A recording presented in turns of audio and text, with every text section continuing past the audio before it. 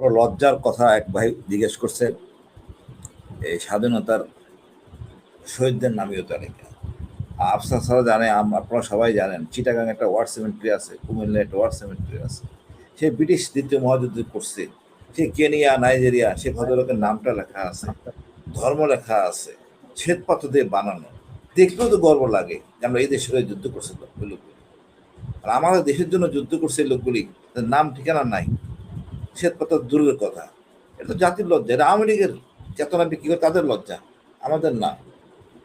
আমি মনে করি আওয়ামী লীগ পুরোপুরি প্রথম থেকে বাটপারি করছে, তাদের স্বাধীনতা ঘোষণা দেওয়ার কথা ছিল। ওনাদের নেতা সংবিধান মেনে উনি আত্মসমর্পণ করছে পাকিস্তানের কাছে, আর সংবিধান ভেঙে শহীদ জিয়া স্বাধীনতা ঘোষণা করছে।